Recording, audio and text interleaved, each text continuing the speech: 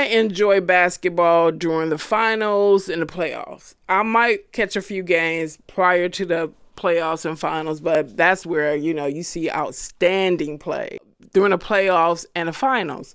But anyway, the reason why I'm doing this video is because of some videos that came to my recommendation.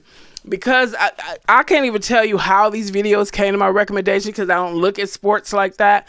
But I started seeing videos of people reacting to Michael Jordan's plays because they would be hardcore LeBron James fans. And then just the reactions, how they would see, Michael's skills, outstanding basketball skills, and the way they reacted would be hilarious to me. Other videos about the NBA sports would come to my recommendations, and I started seeing videos of people talking about the NBA is trying to replace Black American players. So I was like, what? I'll be back.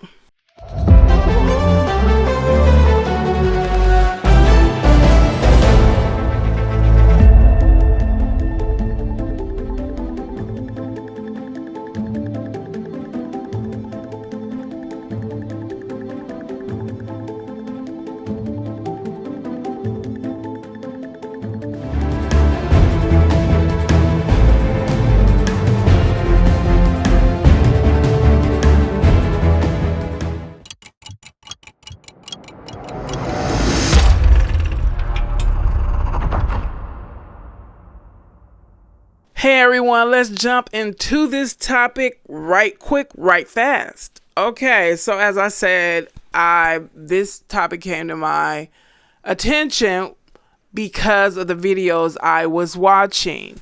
People reacting to Michael Jordan's extraordinary skills. And as I said, the videos were very interesting. They were hilarious, and they were done to make people see that whoever they thought were the GOAT wasn't the GOAT. So then I started seeing other videos of people talking about how they're trying to remove Black American players and replace them with foreigners, not just, European foreigners, melanated foreigners. And I was like, wow, that's deep. So what I have to say about it is, if you look at basketball prior to them opening the doors and allowing Black athletes to come in, you saw how they was playing, right? You can see it on the screen right now. And then that franchise, that league probably started money just started pouring in when they brought people into the league, onto the teams that had these skills that they didn't see prior to these young Black men coming to the NBA. So in other words, they made trillions of dollars off of these Black folks. And I said one time before in a video that I was doing some research and I discovered that there is one NBA team that makes the most money out of the entire league, and they literally make trillions. I think it was 7 trillion.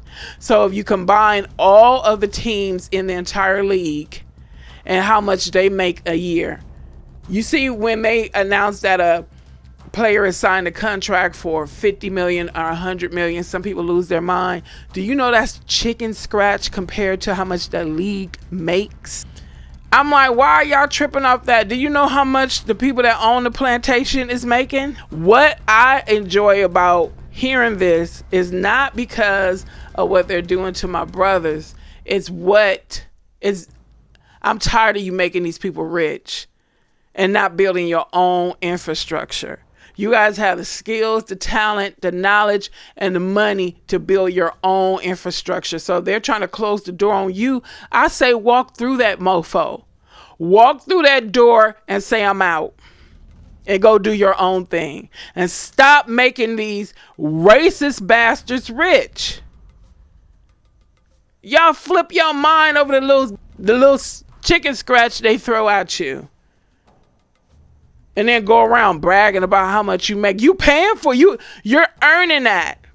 The stress you put on your body, you're earning that. The traveling, the BS you have to put up with behind doors, the things that people don't talk about in public.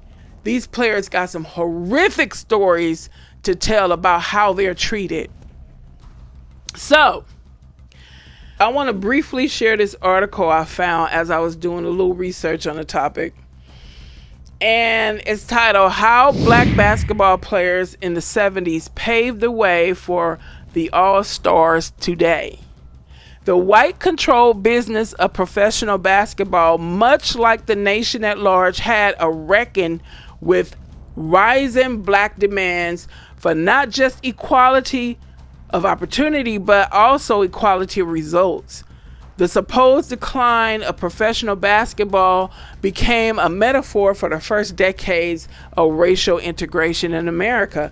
The rules of the game had changed, allowing more black people into a formerly white playing field, and now they were ruining everything. That was the consensus of white folks, right? However, in reality, this was hardly the case. As they challenged the status quo and off the court, Black American players from the 70s laid the groundwork for the rise of the dazzling star-laden NBA we know today. With afros waving in the breeze, players such as Earl, the Pearl, Monroe, and Julius Dr. J. Irvin remade the professional game by infusing it with aesthetics and ethics of black street ball. Nurtured on the playground courts of Black American neighborhoods, this aggressive, aerial, and fast-paced brand of basketball emphasized feats of individual athleticism, creative deception, and stylish improvisation. From trash talking and in-your-face shot blocking to behind the back or no-look passes to nimble jump shots and sometimes backboard shattering slam dunks. Although we now celebrate these moves, in the 70s basketball, traditionalists blamed selfish black players for the decline of an ounce honorable and disciplined white game of teamwork and fundamentals. In other words, they were intimidated and jealous because they couldn't move like the brothers. Let's just be real with it. When I was looking at the hardcore LeBron James fans react to Michael Jordan, there was a clip in one of the videos I was watching of Michael Jordan playing when he was in college or just went into the NBA. And it was like 4 or 5 white basketball players guarding him. He was playing offense, they were playing defense. So the players was, they was doing their best to try to keep him from going to the rim. But you know how Michael is. He's slick with it. He do dribbles. He do behind. You know how he move. At one point, it looked like all 4 of the players just stood there like statues, like, what the hell do we do? How do we guard the rim? And it was kind of embarrassing to me. It was embarrassing watching them frozen like that. Like, we cannot guard this guy. We cannot keep him from the rim. So when black men went into the sports, they changed it up because they couldn't defend them. They couldn't keep them from the rim. They couldn't keep up with them. I was briefly looking at a 1950s NBA All-Star game, and the way those guys was playing, they looked like they retired within the first 5 minutes of the game, and they were doing little sloppy passes and fumbling the ball. I was like, damn, was this professional? Or was this like a, junior high school team? It was actually professional basketball players. So when black men came in, they couldn't keep up. So they accused them of being, selfish and okay, anyway. Off the court, outspoken and unapologetically, black players such as Kareem Abdul-Jabbar and Wally Jones took advantage of this increase in visibility in the media to express new forms of black masculine identity and weigh in on current affairs. Jabbar, in many respects, embodied the complexity of black American politics in the post-civil rights era. His favorite book was the autobiography of Malcolm X. He listened to the jazz music of Miles Davis, converted to Islam, and studied African languages. Meanwhile, Wally Jones, who was known for his tall, bushy afro and black liberation wristbands, openly critiqued the hyper-policing of black youth and the deepening cuts of social welfare programs in black neighborhoods. While playing for the Philadelphia 76ers, Jones founded a service group called Concerned Athletes in Action, CAIA, that ran youth camps and drug prevention clinics in urban black communities. In their own unique ways, both Jabbar and Jones push back against the typical rules of racial etiquette that white Americans expected of black athletes. More specifically, the expectation to be humble, be grateful, be cheerful, be accessible, and above all, be apolitical. In other words, they wanted you to smile like a Sambo. Yes, sir. Yes, sir. No, sir. That's how they want us to be. But we've never been that way. And that's one reason I believe they want to change the players, switch the players out, because they're tired of us not bowing down to them. When they can bring foreigners over here who will just be ecstatic that they're playing American baseball or they'll be ecstatic that they're playing American sports, and they know what goes along with it. So of course they're not going to be talking about political things. They're not going to be talking about social injustices. That's what they want. The racists want to continue to be bullies and racists, and they want us to be subservient and passive. And I'm telling you, that will never happen, even in your wildest wet dream. Let's go on. So people were talking about the decline of what's happening in NBA. Some people are blaming it on the money. Some people are blaming it on them trying to get rid of black American players. Has anyone paid attention or saw the 2026 slam dunk? There's a picture floating around online that's showing that the majority of the seats were empty. So they're they're coming in on Silverman. What is his name? Silverman, the league's president or whatever he is. So they're basically saying the major friction with the fans is the rising star ticket prices. It averaged from 110, some upper level resale tickets hit 1,000. And they said, the fans wasn't having it. And then some people, like I said, they are blaming it on their black American players, weren't really visible, weren't really there. I looked at a few clips of it. It wasn't impressive. It was just the clips I saw was just two players competing, dunking. And you look in the back and you look at the seating area, it wasn't too many people there. I was like, wow, I didn't know what was going on at the time that I saw the clips, but then I later on found out. I was like, wow, I ain't never seen this before. Okay, now I want to read some things that I collected online about what the consensus is, or what a lot of people are saying about, or some people are saying about black American players being phased out. Okay, it's called Accusations of Phasing Black Players Out. Accusations that the NBA is actively trying to replace black American players with foreign-born players have emerged alongside the rapid rise of international talent dominating the league.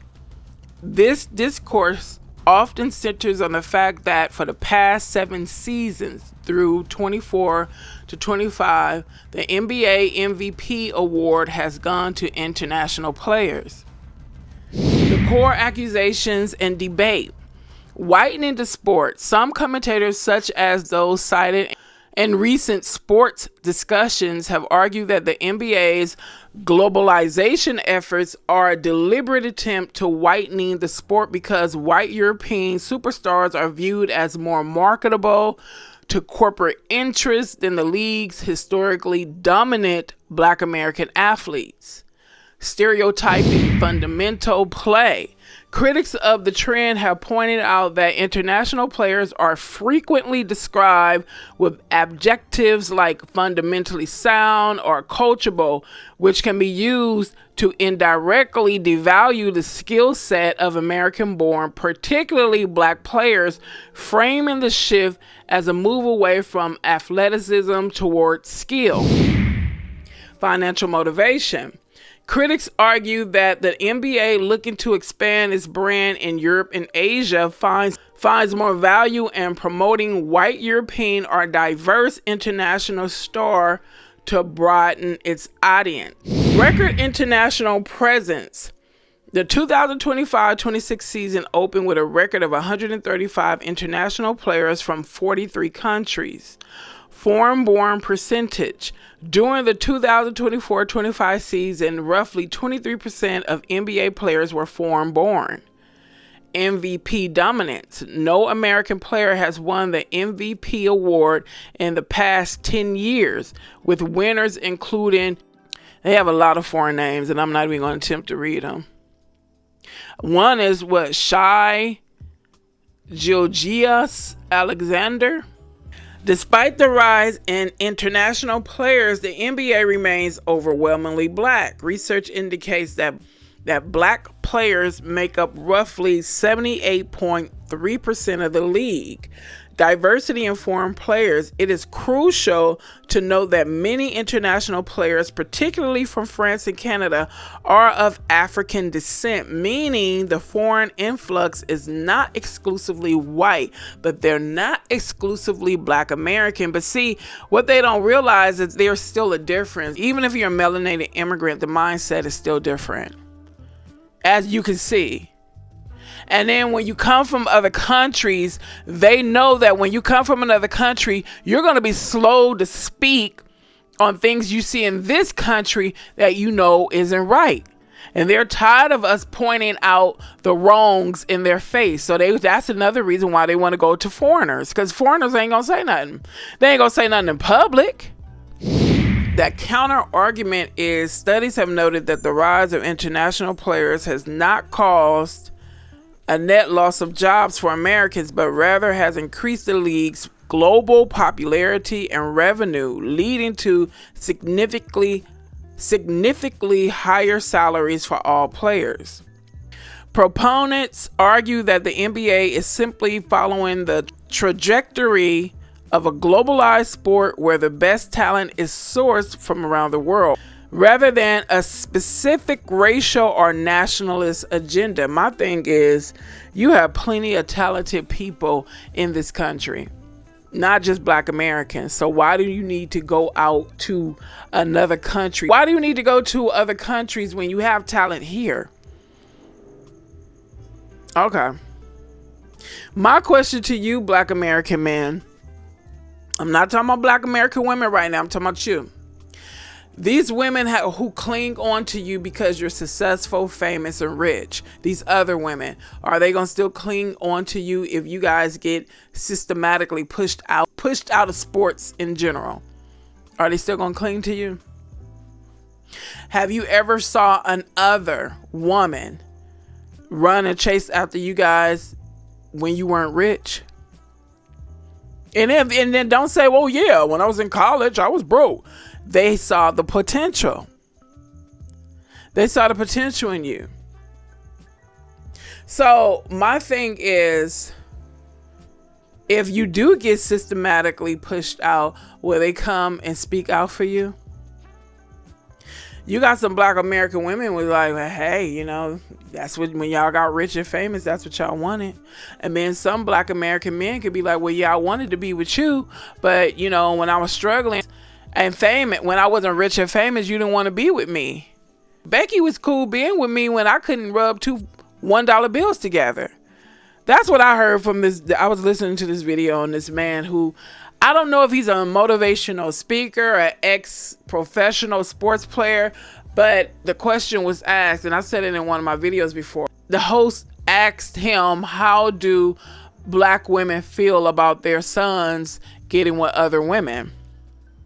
He said the majority of Black women I spoke to, Black mothers I spoke to, don't like it. They see it as an insult. I was like, I want you to check out this video of these two guys giving their opinion or observation as to what they think is occurring in the league.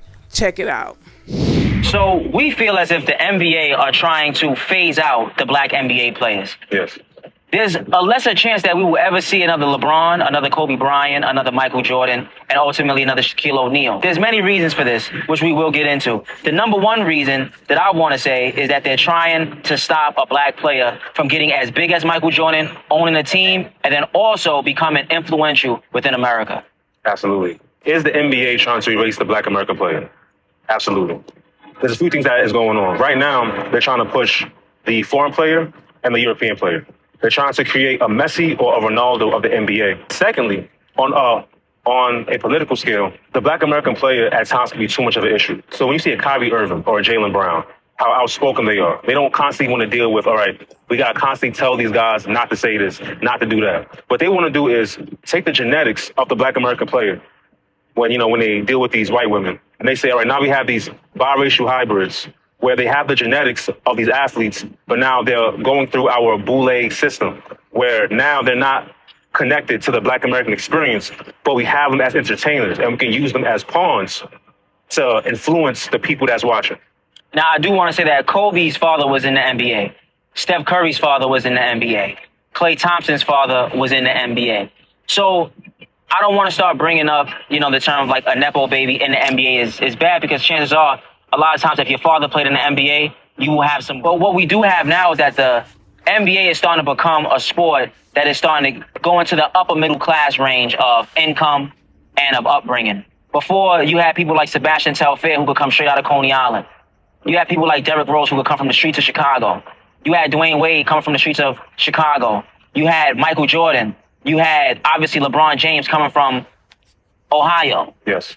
You understand what I'm saying? And even if all these guys didn't grow up rich, they came from humble beginnings. Now, everyone knows that humble beginnings build character. Sometimes when you grow up a little harder, it does build character. It's not something that, I'm not saying that everybody should grow up hard, but I'm saying that these are the things that come with having that upbringing. Yes. A lot of people say that comedians aren't as funny once they get the money. Absolutely. You understand? What they said made a lot of sense. They want a cherry picking NBA. They want people in the NBA who are not going to push back. They're not going to talk about the conditions of their community. They don't want you to be loyal to your community so you can speak up and out for your community. They want these out of touch people in the NBA who grew up sheltered, middle class or rich, who not gonna give them any pushback, because if you don't come from the hood, if you don't come from poor, like they say, humble beginnings, you have no reason to speak up and speak out for your people because you grew up middle class or rich.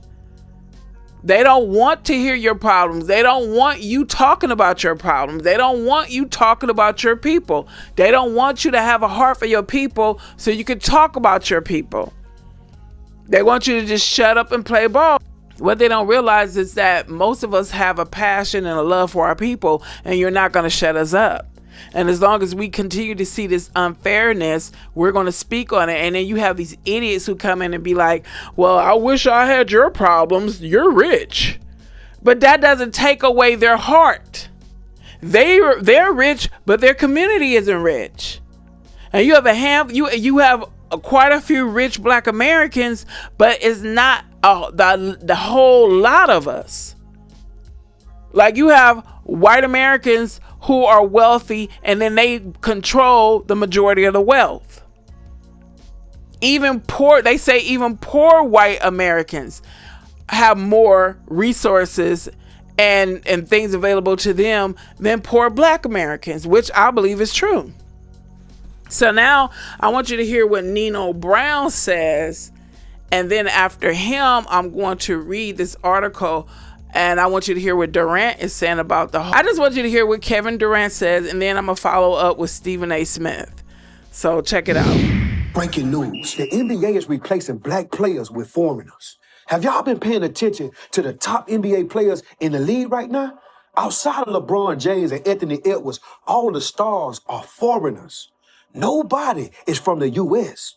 They all Canadian, Siberian, Russian, or some other foreign ethnicity.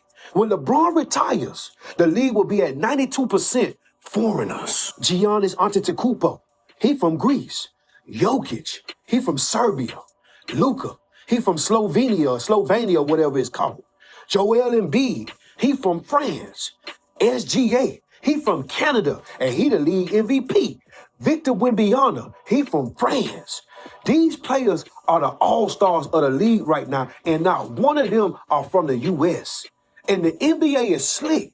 They crept them all in, one by one, because nobody even noticed. They just put one on one team, one on the other team, and next thing you know, you got their jersey on, and you screaming their name. Okay, before I get to the Kevin Durant article and Stephen A. Smith elaborating or adding to what Kevin Durant said, I want to play this little clip of this guy comparing how they treat European white NBA players are white American players to black American players. Check it out. It could be made that the NBA media is harder on black players compared to European players. It even comes down to the dialogue when describing them. You see a European player elbow somebody or hip check somebody to the stands, they'll say he embodies toughness. If a black player does that, he'll get called dirty, say he needs therapy, or nearly gets kicked out the league entirely. Zion and Joel Embiid be getting called fat and lazy for years. But on the other hand, Luka and Jokic could walk into training camp overweight, and everybody will pretend that their bodies are built like Greek gods. And speaking of Jokic, remember that time period where everybody tried to fetishize his brothers? Everybody was like, oh, don't let the Jokic brother get you. But in the same breath, when Ja Morant and his family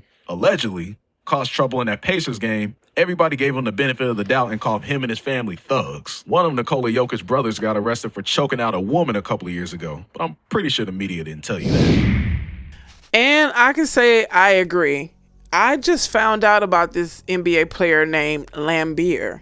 He's white. I found out how dirty he is. I don't even think it's dirty. I think he's cruel. I looked at a video and they were just talking about all the dirty, grimy things he did to players. And one thing in particular that really bothered me was they described how when someone could be going up for a layup, he would stand kind of like underneath them or put his foot underneath them, so when they come back down, drop back down to the floor, they would step on his foot and roll their ankle. I was like, that was dangerous. Jordan's signature move was the fadeaway. Kareem had the skyhook. And Hakeem did the dream shake. Bill Lambeer's signature moves were elbowing, hip checking, planting feet in the opponent's landing area, and flopping after the slightest contact. They called him the Prince of Darkness, the Axe Murder, his heinous, and the Darth Vader of the NBA. Lambeer put the bad in the bad boy Pistons. That was dangerous and that was evil. And the man, what happened to him? You know how when there's a black NBA player, or not even just NBA, football player, just any sport, and they're kind of like a rebel, they're kind of like, street, but still they play professional sports. You hear about them all the time. I remember they used to always talk about Allen Iverson, always talk about this guy, no matter what he did. But I never heard of this guy Lambeer. So it just goes to show how they will, what Lambeer did, they would just say, their excuse would be, he's just passionate.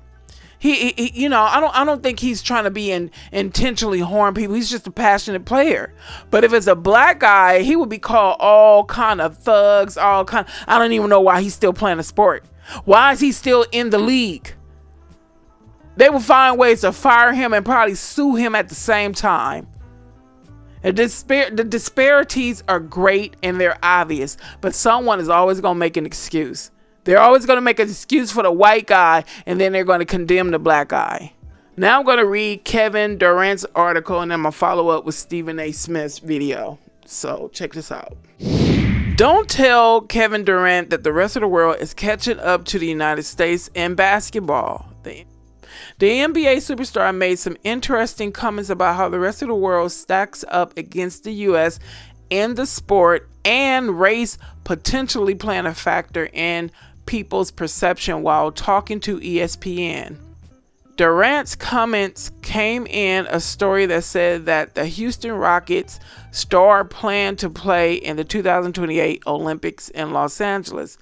Durant, who played for the Phoenix Suns for nearly 3 seasons before being traded to Houston, was critical of USA basketball critics in his comments, saying that they are targeting black Americans. Never want to mince words, Durant said it's a lot of bulls with that. What Kevin Durant said about criticism of USA basketball is a shot at black Americans. I just don't like to talk around the USA versus European style of how you approach the game, Durant told ESPN. All I hear is AAU is destroying the game, the Euros do it right while the Americans do it wrong. I should have also added that the article was like a little tidbit But you notice how they said that Kevin Durant is never one to mince his words. See, they're tired of us coming out expressing how we feel, especially when it doesn't make them look good. When it makes them look good, they want to hear about it all day, right?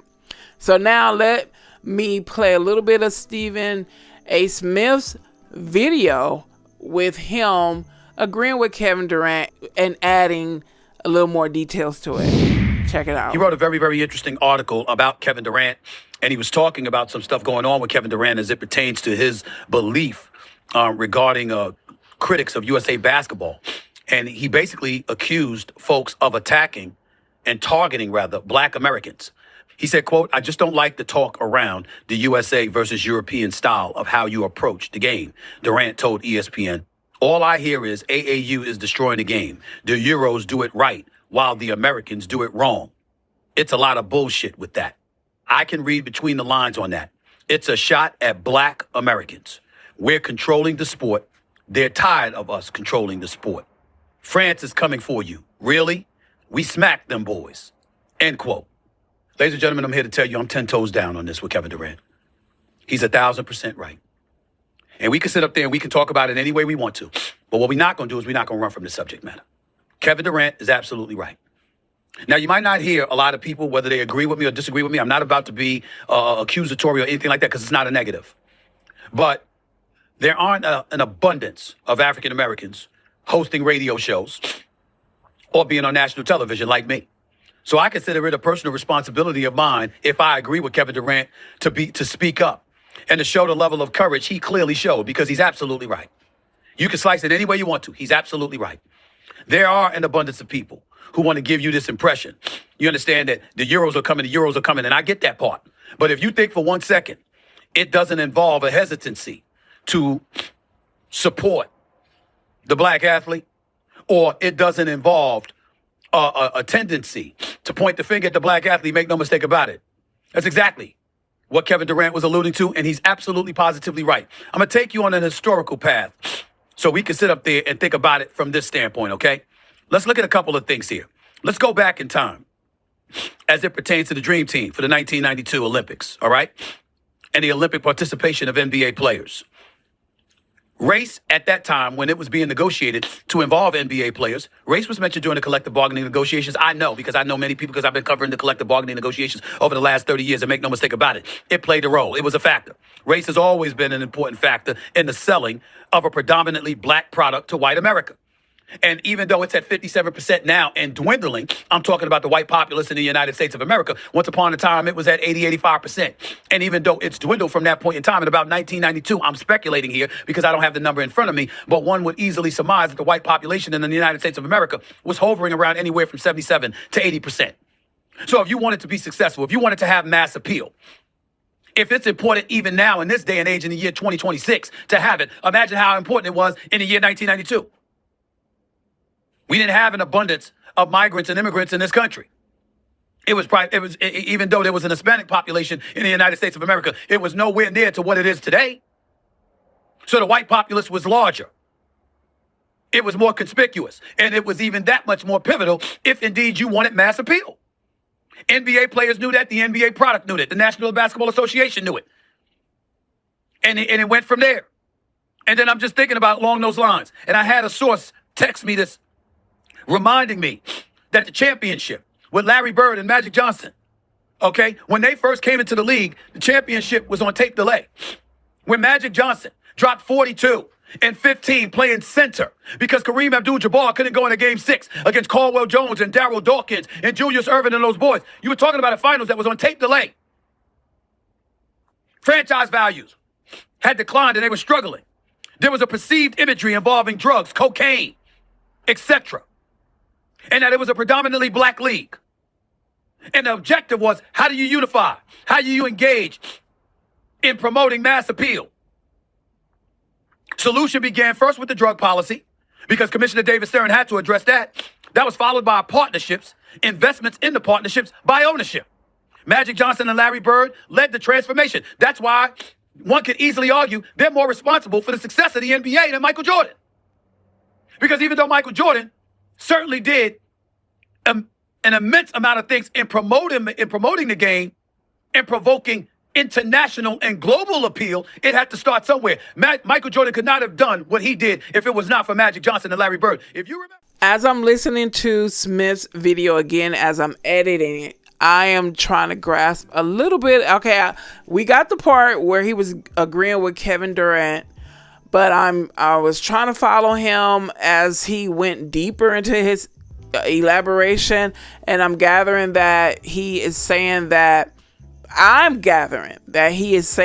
basically it was Larry Bird and Magic Johnson who worked together to help get the league where it is. A black man and a white American man, a black American man, a white American man, instead of the league having to go outside of this country to bring in players to take the league where they wanted it to be. Is that what he's saying?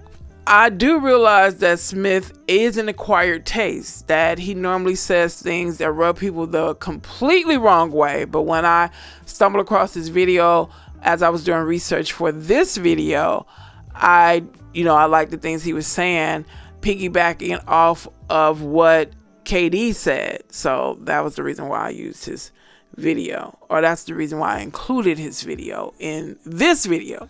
Okay, check this out. But I bring all of that up to say, the bottom line is, black Americans took over the sport. From Magic to Jordan, to Vince, to Kobe, to AI, Shaq. The list went on and on. Even though you always had great black players, as the appeal grew and certainly elevated to another level come the 1992 Olympics with the original Dream Team, there was this concerted effort that needed to be made to globalize the brand. And you weren't going to be able to do it with just black players. And there wasn't enough great white players. Let's call it what it is. Of the NBA's 75th anniversary team, ladies and gentlemen, 52 of them were black American players. Because remember, I brought up the fact that Cooper Flag for the Dallas Mavericks, he's not just white, he's an American. And I said he's the greatest white American player since Larry Bird. One could easily argue about that. But the NBA's 75th anniversary team, 52 players were black American players. 5 were international players. Just 5. Just 5. And 18 were white American players. But get this stat. Only Larry Bird, Kevin McHale, and John Stockton had played since the 1990s.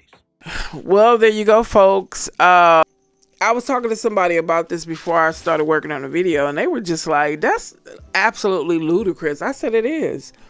Because if you look back through history and even recent history, every time they got on their mission to try to push us out and bring other groups in, it always backfires. They always end up looking ridiculous. Hatred, jealousy, insecurity, envy makes people look ridiculous and do absolutely ridiculous things that they'll end up having to backtrack on and possibly apologize. And so I say this, instead of getting upset, let them have what they want. Let these people have what they want and then end up going bankrupt, because that's what's going to happen. You see what happened? I told you what they were saying about the slam dunk. People didn't even go see it. And you know, people, whether they had the money or not, if they want to see something, they're going to go see it. If they got to borrow some money, save some money, they're going to go see it. So don't be mad because we dominate. Don't be mad. That's just how God built us. So if you want to go back to the bland days of sport, and then what you fail to realize is that these people you're trying to so-called replace black Americans with, where you think they learned from? You don't think they were studying these black American players? You don't think they were studying Jordan? You don't think they were studying Kobe Bryant, LeBron James, Shaq? You don't think they were studying the black American players to play like they play? So all you're doing is getting imitations who imitate it. But anyway, let me know how you guys feel about it in the comments. Thank you for your support. Thank you for your time. Thank you for sharing. Sharing is caring. And I will see you guys in the next video. Take care.